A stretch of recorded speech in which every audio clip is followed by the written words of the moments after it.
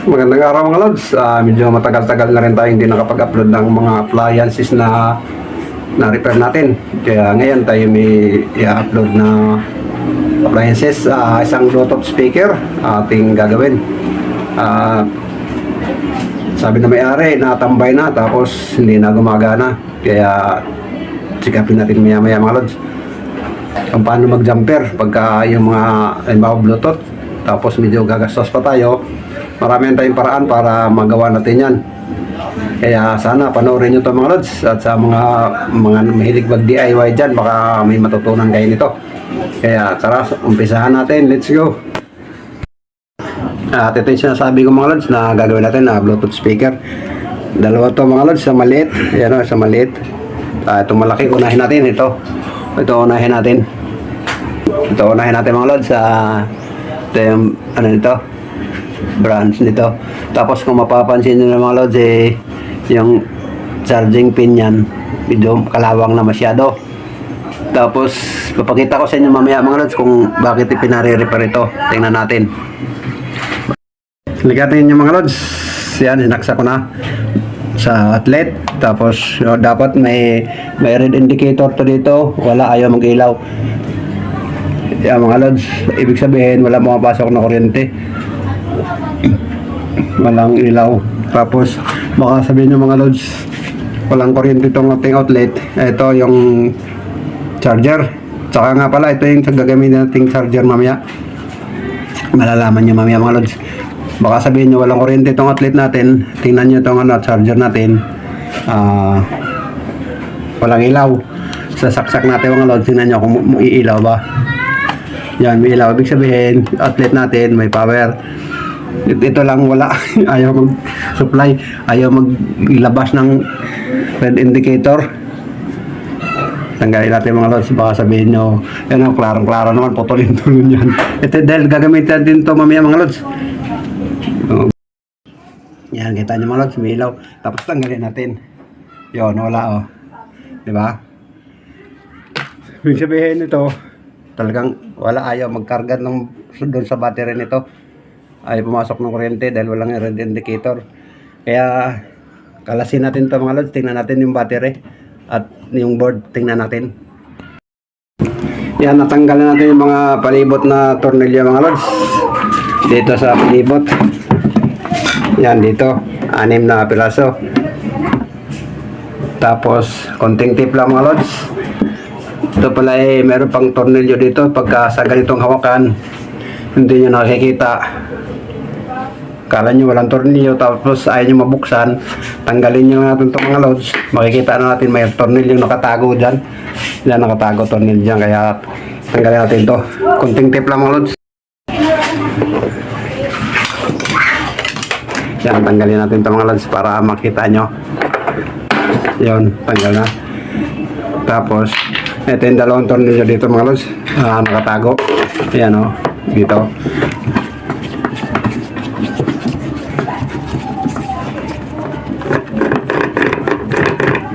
Yun, ito mga lods. Ito yun. Tapos may isa pa dito. Ayan lang, konting tip ko lang sa inyo mga lods. Ayan lang mga lods, tanggal natin mga tornilyo. Tapos ito na yung board, labas na natin.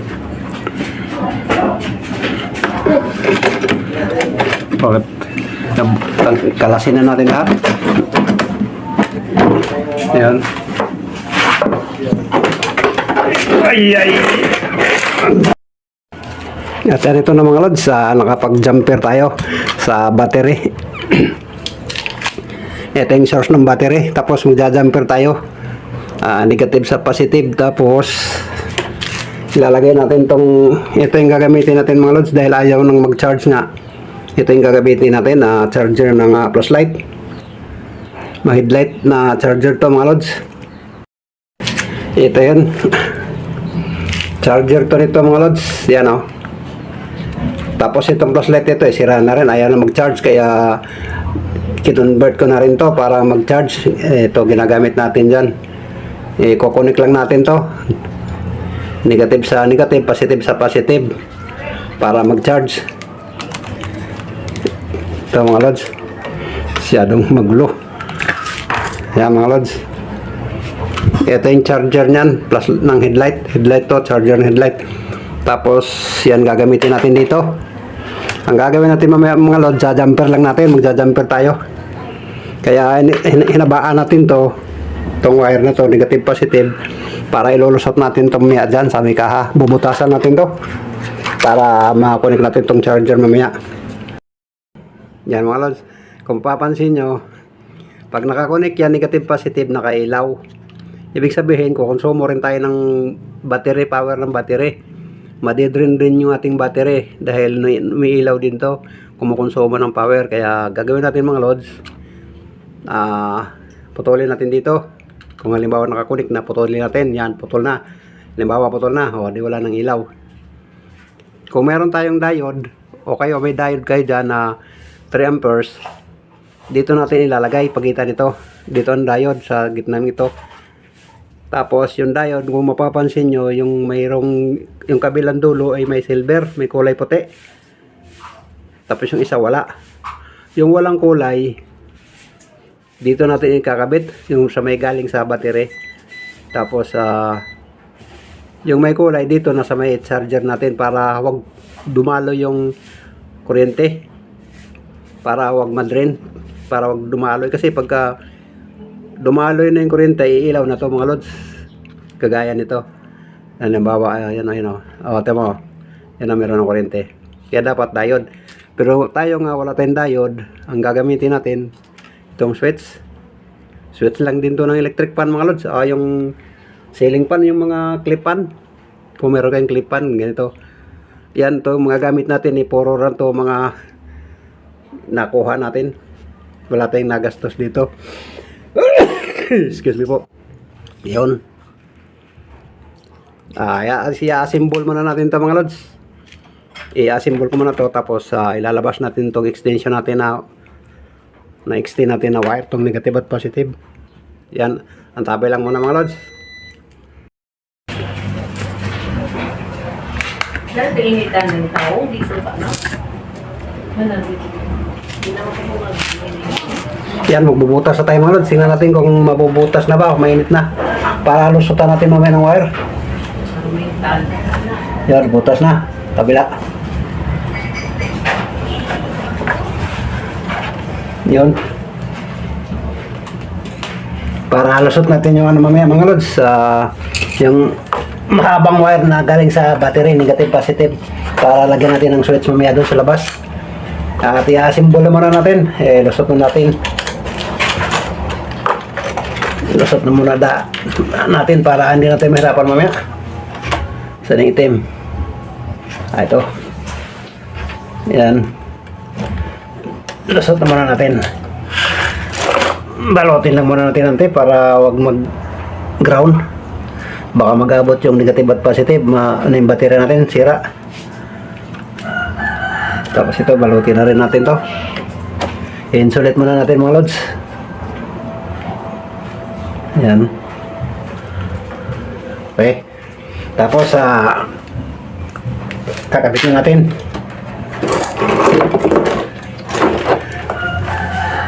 Testingan muna natin kung yun. Okay.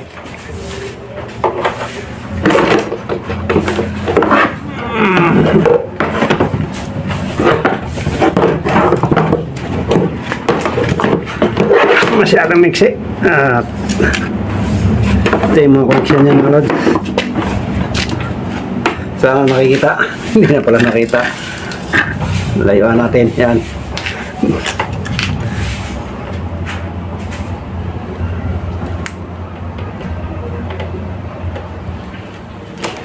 Sandali mga lods. Tabay lang at magkukunin pa tayo. Yun. Okay, tapos tatakip na natin. Kita.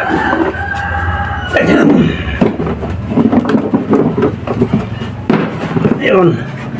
Tapos itatayo natin mga lods.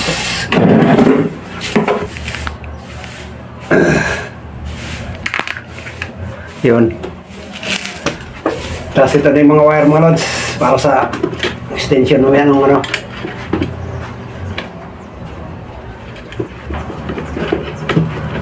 Pasok mo natin itong mga wire na nakalabas. Yan.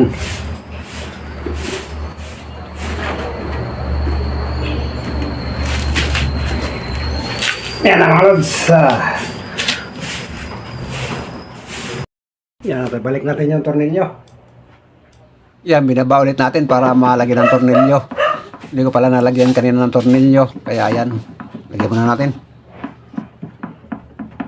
Tapos, lalim.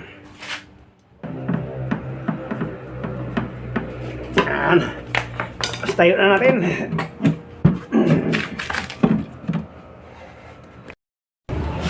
Yan, tayo natin. Tapos tornilyo natin dito.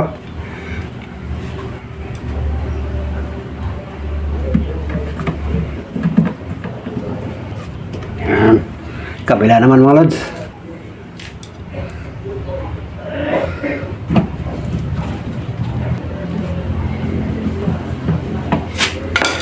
Ayan. Kung natatandaan nyo, ito yung negative positive. Jumper natin galing ng battery. Yan. Ito na yun. Tapos ito na yung gagamitin natin.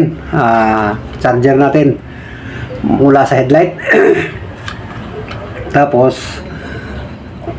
gagawin natin, kukonek tayo nito.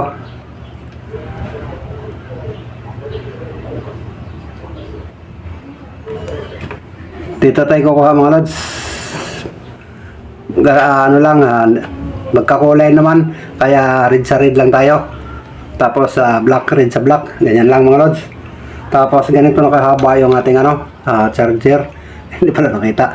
Ganito nakahaba yung ating charger mga lods. Yan o, nakaganyan. Kasama na to mga lods. Hindi na to pwedeng tanggalin. Dahil ito na yung charger natin. Wala na tayong, yung charging pin natin, hindi na natin gagamitin yan dahil sira ang IC nga yan. Hanap pa tayo ng IC. Puro lang tayo dito mga mga kuha gamit natin, dating mga gamit na. Kaya sabi kasi na mayari, wag na daw ayaw na niyang gumastos para kung magagawa daw natin, madi-DIY daw natin, bahala na daw tayo kung anong gagawin natin. Kaya ito gagawin natin mga lods. Excuse me. Ito yung switch mga lods, buksan natin. Yan. Tapos hiwain natin. Kuhain natin yung isang linya lang dito mga lods, kunin natin. Dalawa kasi ito. Ayan isang linya lang kukunin natin. Itong brown lang. Yan.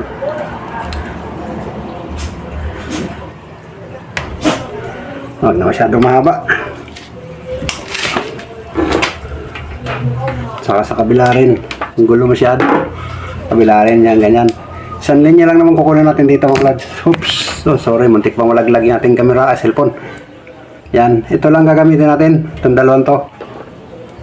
Yan. Tuloy na natin to. Yan.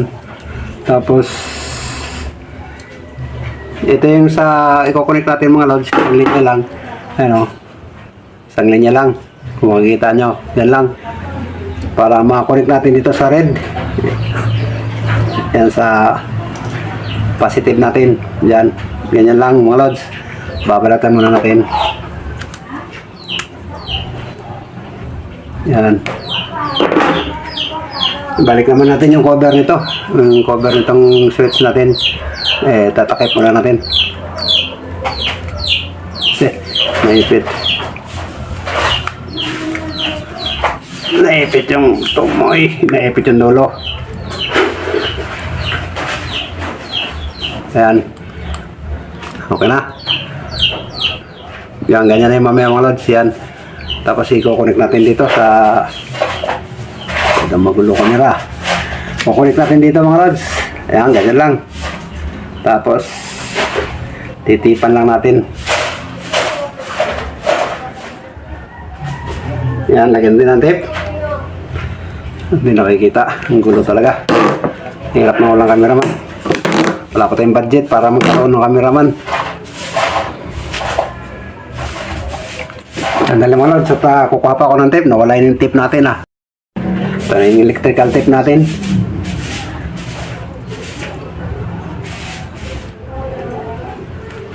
Tapos pupuluputan lang natin ang electrical tape.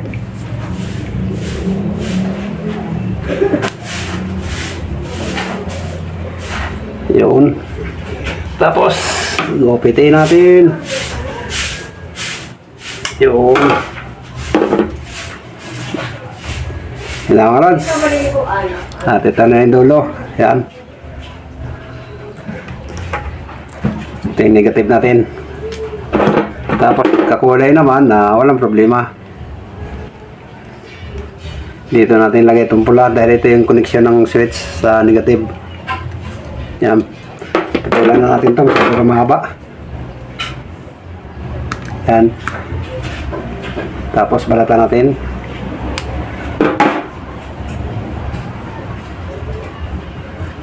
Tapos connect na natin mga lods. Ito yung red. Yan, kung napapansin nyo red, ito na rin yung dulo ng red. Yan. Pulupot lang natin. Huwag na natin isulda. Ganun pa rin naman dahil naman napakanipis ng wire nito.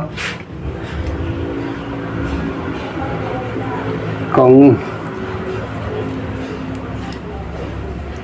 nasundan nyo mga lods, maaari ba makahingi ng isang like, subscribe at comment po kung nasundan nyo, kung nagustuhan nyo. Maaari po bang humingi sa inyo ng pabor, mag-subscribe lang po kayo at mag-like, mag-comment at maaari pakishare na rin kung maaari po.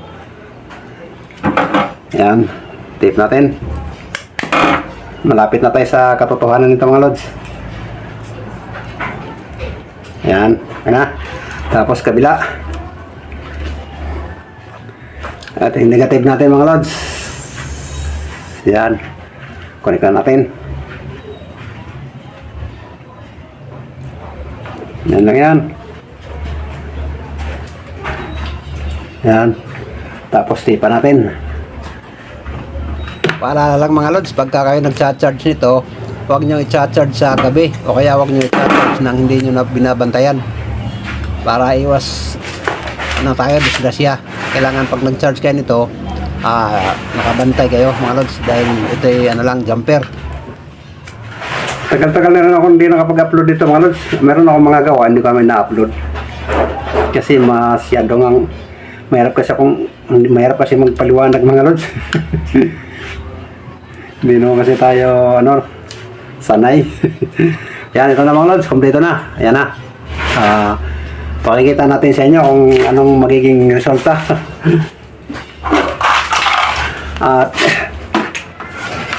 ito na yung saksakan mga lods. Saksak mo natin kung kakailaw ba, hindi ba sasabog. Yan. Yan, kung napapansin nyo, naka-green. Ayun, nakikita nyo. Tapos, pag i-on natin, saka pa na, magre-red. Yan, kita nyo, naka-red na mga lods. Goods na to mga lods. Magagamit na to nung mayari. Dahil nag-charge na yan, oh. Kitang-kita naman, nag-charge na yan. Red na red. Tapos, patay natin. Para kung halimbawa puno na. Nag-green na. Pagka napuno na ang battery niya mga lods, magi-green na to. Mas maganda gamitin to. Wala tayong nagastos. Charge pa yung natin, battery. Yun. Kung nakikita nyo mga lods, naka-green. Di ba? Dito lang yan. Patay natin. See? Wala na. Ang gagawin lang nyo lang pag nag-charge kayo mga lods, i-on to. Yan, halimbawa ganito. Yan. Ayun ayaw mag-red. Hindi nag-red, naka-green lang. Yan ang gulo ng camera talaga. I-on nyo lang mga lods. See, red na. Diyan hindi masyadong red, pero dito red na yan Nagre-red na yan. Halata naman kung hindi ng red. Tama, patay natin. Green yan mga lods. Nakailaw ng green. Tapos, i-on natin. Naka-red na yan mga lods. Red talaga yan, baka sabihin nyo. Red talaga yan, tabunan natin. Red yan, kaya lang yung ilaw. Hindi. Ayan napapansin nyo sa kamay ko, naka-red. Ayun. Goods. Ayos. Tapos natin. Yun. Panapansin nyo mga lods.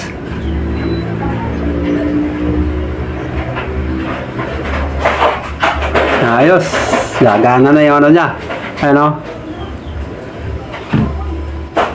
Gagana na yung mga lods. Ganyan lang kadali. Walang gastos. Ang may-ari, walang gastos. Sa atin, pwede magkano lang ibigay niya sa atin ito. Hindi naman umiinit, kaya goods lang yan mga lods.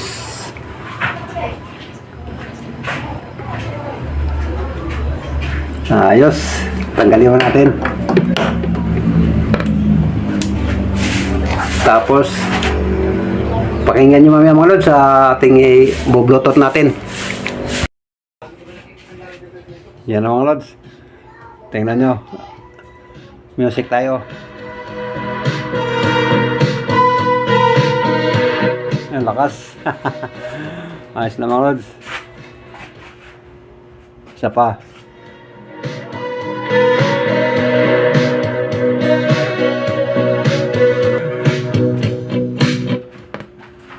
See?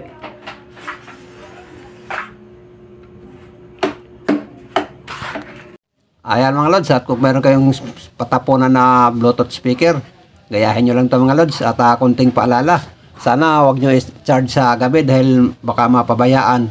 Kailangan lang ng pag-iingat ito mga lods, kailangan nakabantay kayo habang naka-charge. Yan po, sa paalala lang po, sa gagaya nito, para iwas disgrasya na rin. At yan po, maraming salamat sa inyo, at hanggang dito na lang, at sa muli, paalam.